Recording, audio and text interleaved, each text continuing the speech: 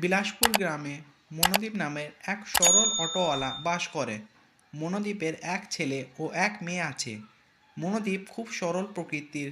মনোদীপের সরলতার সুযোগ নিয়ে অনেকে তাকে ঠকাতো। মনোদীপ, বাড়িতে আছিস? হ্যাঁ দাদা, বলো। আমাকে তাড়াতাড়ি রেল স্টেশনে নামিয়ে দিয়ে আয় তো। ঠিক আছে দাদা, তুমি অটোতে গিয়ে বসো। মনোদীপ লোকটাকে রেল স্টেশনে দিয়ে আসে। এ কি দাদা, তুমি আমাকে 10 টাকা দিচ্ছ কেন? 10 টাকা ভাড়া, সেই জন্যই তোকে 10 টাকা দিচ্ছি। কিন্তু আমাদের গ্রাম থেকে তো রেল স্টেশন অনেকই দূর। আমাদের গ্রাম থেকে তো রেল স্টেশনের ভাড়া 30 টাকা, তুমি আমাকে 20 টাকা কম দিচ্ছ। কোথায় দূর? এই তো একটুখানি রাস্তা। আমি তো রোজ 10 টাকা ভাড়া দিই। তুই আমাকে আগে বললে আমি তো অটোতে আসতাম না। আমাকে ট্রেন ধরতে হবে, দেরি হয়ে যাচ্ছে। তোর সঙ্গে আমার ফালতু কথা বলে লাভ নেই। পাড়ার লোকের কাছে তুই এত বেশি টাকা নিচ্ছিস। বিপদ আপদে আমরাই তো তোর পাশে থাকবো। তোর 20 টাকা আমি বাড়ি ফিরে দিয়ে দেবো। এখন খুচরো থাকলে আমি দিয়ে দিতাম। এই দাদা রেগে যদি আর আমার অটোতে কখনো না চাপে তাহলে তো আমার একটা প্যাসেঞ্জার কমে যাবে। এই দাদা রোজ যাতায়াত করে, পাড়ার লোক চটলে হবে না। আরে দাদা, তুমি রেগে যাচ্ছ কেন? তোমাকে আর 20 টাকা দিতে হবে না, তুমি 10 টাকা দিয়ে যাতায়াত করবে। আমার এখন দেরি হচ্ছে, আমি এখন চললাম। সবাই তো ঠিকই বলছিল, মনোদীপ তো খুব বোকা। আমি একটু চালাকি করে 20 টাকা বাঁচিয়ে দিলাম। ঠিক মতো ভাড়া না পেয়ে মনোদীপের খুব মন খারাপ হয়। এভাবেই কিছুদিন যায়। একদিন মনোদীপ যখন তার অটো নিয়ে অটো স্ট্যান্ডে দাঁড়িয়ে থাকে, তখন একটি পরিবার, স্বামী স্ত্রী ও এক বাচ্চা মেয়ে মনোদীপকে বলে, তুমি কি আমাদেরকে বাস স্ট্যান্ডে দিয়ে আসবে? হ্যাঁ, অটোতে বসুন। তারা অটোতে বসতে যাবে। সেই সময় আর এক অটোওয়ালা বলে, মনোদীপ, ওই প্যাসেঞ্জারগুলিকে আমি নিয়ে যাব। কেন? ওরা তো আমাকে বললেন। তোকে বললেও আমার অটো আগে আছে, সেই জন্যই আমি যাব। যখন তোর অটো আগে থাকবে তখন তুই নিয়ে যাবি। মনোদীপের আর কিছুই বলার থাকে না। মনোদীপের অটো একবারে শেষে থাকে। মনোদীপকে অনেকক্ষণ অপেক্ষা করতে হয়। এভাবেই মনোদীপকে রোজ কেউ না কেউ ঠকাতো। একদিন 4 থেকে 5টা ছেলে রাস্তায় দাঁড়িয়েছিল। আমাদেরকে মাঠে যেতে হবে, দেরি হচ্ছে, তা না হলে খেলার জন্য বেশিক্ষণ সময় পাবো না। আরে ওই দেখ, একজন অটোওয়ালা আসছে, এই অটোটাকে দাঁড় করাতে হবে। আমি এই অটোওয়ালাকে চিনি, এই কাকুটাকে বোকা বানানো খুব সহজ। তোরা দেখ তো আমি কিভাবে করি। কাকু, আমাদেরকে একটু কলেজের মাঠে নামিয়ে দাও। হ্যাঁ, নামিয়ে দেবো। ছেলেগুলি মনোদীপের অটোতে চেপে পড়ে। কলেজের মাঠের একটু আগে একজন বলে, কাকু, আমাদের এখানে নামিয়ে দাও, এখানে একটু কাজ আছে। ছেলেগুলি মনোদীপকে অর্ধেক টাকা দেয়। মনোদীপের কিছু বলার আগেই একজন বলে, আমরা তো অর্ধেক রাস্তায় নেমে পড়েছি, তাই অর্ধেক টাকা দিলাম। বেশ, ঠিক আছে। মনোদীপ অটো নিয়ে চলে যায়। সরল মনোদীপ বুঝতে পারে না ছেলেগুলি তাকে ঠকালো। দেখলি তো আমি কত বুদ্ধিমান। এখান থেকে আমাদের যেতে 5 মিনিট লাগবে, এখানে না থামলে অনেক টাকা ভাড়া লাগতো। হ্যাঁ রে, মানতে হবে, তুই কিন্তু অনেক চালাক।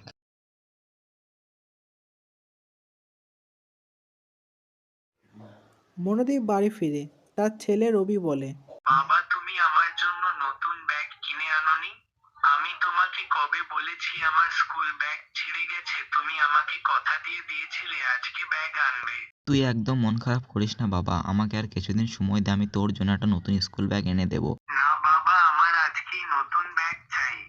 আমি আর ওই ছেঁড়া ব্যাগ নিয়ে স্কুলে যাব না। কালকে স্কুল থেকে নতুন খাতা দিয়েছে, খাতাগুলো ভরতে গিয়ে ব্যাগটা আরো ছিঁড়ে গিয়েছে। দেখ বাবা, একটু বোঝার চেষ্টা কর, এখন আমার টাকা পয়সার সমস্যা চলছে। আমি কথা দিচ্ছি 2-1 দিনের মধ্যে তোকে নতুন স্কুল ব্যাগ কিনে এনে দেবো। আমার এখন এই নতুন ব্যাগ চাই। রবি অনেক কান্নাকাটি শুরু করে দেয়। মনোদীপের স্ত্রী এসে রবিকে চুপ করায়। মনোদীপ দেখে যে ব্যাগটির অবস্থা সত্যিই খুব খারাপ। বিনয় দা, আমাকে কিছু টাকা ধার দেবে, খুব দরকার ছিল। কেন, কি করবি? রবির স্কুলের ব্যাগ ছিঁড়ে গিয়েছে, ও স্কুল যেতে পারছে না, আমার কাছে অত টাকা নেই, ওকে নতুন ব্যাগ কিনে দেবো। বিনয় বাবু মনোদীপকে টাকা দেয়। তোমাকে অনেক অনেক ধন্যবাদ দাদা, আমি তোমাকে আস্তে আস্তে টাকা ফেরত দিয়ে দেবো। মনোদীপ নতুন ব্যাগ কিনে বাড়ি ফিরে। রবি নতুন ব্যাগ পেয়ে অনেক খুশি হয়। একদিন মনোদীপের পাড়ার চঞ্চল নামের একটি ছেলে মনোদীপের অটোতে ওঠে। চঞ্চল মনোদীপের অটোতে কলেজ যায়। চঞ্চলের কলেজ অনেক দূর। এই তো কাকু, আমার কলেজ চলে এসছে। আমি আজকে টাকা আনতে ভুলে গেছি, অন্যদিন দিয়ে দেবো। চঞ্চলের কাছে টাকা থাকা সত্ত্বেও সে মনোদীপকে মিথ্যা কথা বলে। আর মনোদীপ ভাবে চঞ্চল সত্যিই টাকা আনতে ভুলে গেছে। কোনো ব্যাপার নেই, আমরা তো একই পাড়ায় থাকি, কোনো একদিন নিয়ে নেব। কাকু বলছিলাম যে আমার তো 4টের সময় কলেজ ছুটি হবে, আর ওই সময় কোনো অটো পাওয়া যায় না, তাই তুমি একটু যদি আসতে অনেক ভালো হতো। তুই চিন্তা করিস না, আমি ঠিক 4টের সময় আসবো। মনোদীপ চঞ্চলের কথা মতো 4টের সময় কলেজের সামনে এসে উপস্থিত হয়। কাকু, আবার তো আমি কাল তোমার অটোতে কলেজ যাব, তাই বলছিলাম একবারে ভাড়া দিয়ে দেব। তোমার বাড়ির কাছে আমি নেমে পড়ছি, তোমাকে আর কষ্ট করে অতটা যেতে হবে না। চঞ্চল চালাকি করে মনোদীপের বাড়ির কাছে নেমে পড়ে। চঞ্চল মনোদীপের অটোতে কলেজ যায়। কাকু, তুমি তো আবার 4টের সময় আমাকে নিতে আসবে, আমি তখনই তোমাকে ভাড়া দিয়ে দেবো। চঞ্চল মনোদীপের অটোতে বাড়ি ফিরে। মনোদীপের বাড়ির সামনে চঞ্চল নেমে পড়ে। কাকু, আমি টাকা খরচ করে ফেলেছি, আমি কাল সকালে কলেজ যাওয়ার সময় তোমাকে ঠিক দিয়ে দেবো। এইভাবেই 1 মাসেরও বেশি কোনো না কোনো বাহানা দিয়ে চঞ্চল ফ্রিতে মনোদীপের অটোতে কলেজ যাওয়া আসা করে। একদিন হঠাৎ রবির পেটে খুব ব্যথা করে। মনোদীপ আর তার স্ত্রী দুজনে মিলে রবিকে হসপিটালে নিয়ে যায়। এই তো বাবা, আর একটু সহ্য কর, আমরা হসপিটাল চলে এসেছি। ডাক্তারবাবু রবির চিকিৎসা করেন।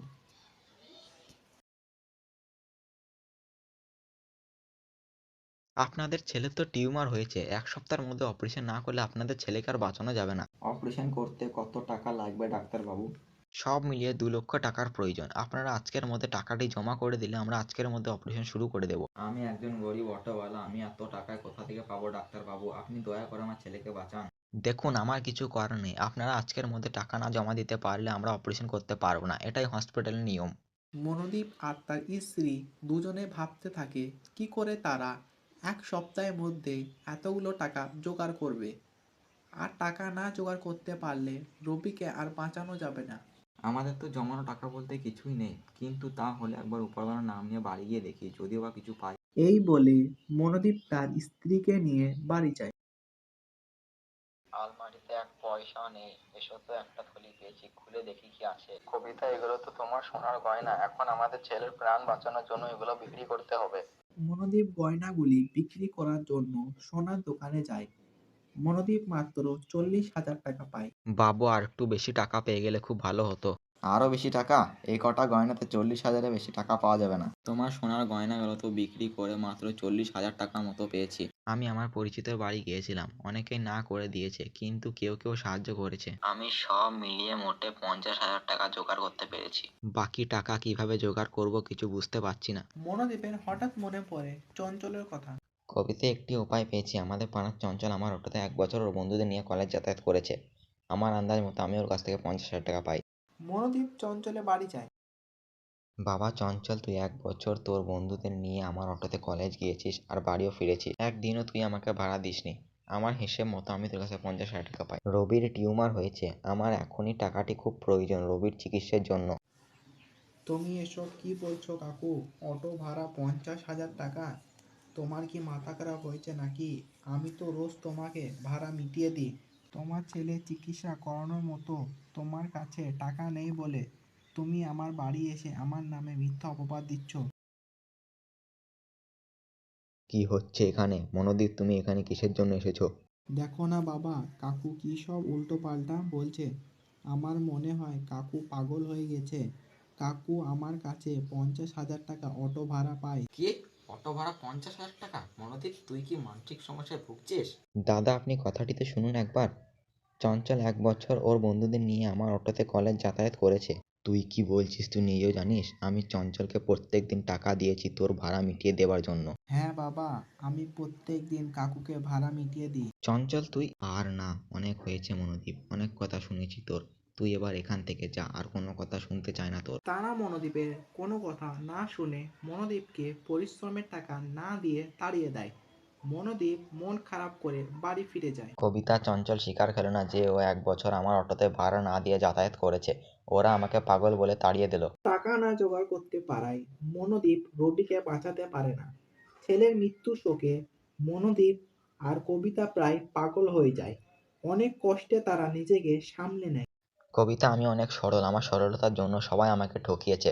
আমি যদি চতুর হতাম তাহলে কেউ আমাকে ঠকাতে পারতো না। আমি আর সরল হয়ে থাকবো না। তারপর থেকে মনোদীপ অনেক চতুর হয়ে ওঠে, তাকে আর কেউ ঠকাতে পারে না। মনোদীপ যেহেতু খুব পরিশ্রমিক, আর এখন সবাই তাকে ঠিক মতো ভাড়া দেয়। মনোদীপের আর্থিক অবস্থা অনেক ভালো হয়ে যায়। মনোদীপের কুঁড়ে ঘর বদলে যায় বড় দালানে। মনোদীপ তার পরিবার নিয়ে অনেক সুখে শান্তিতে বাস করে।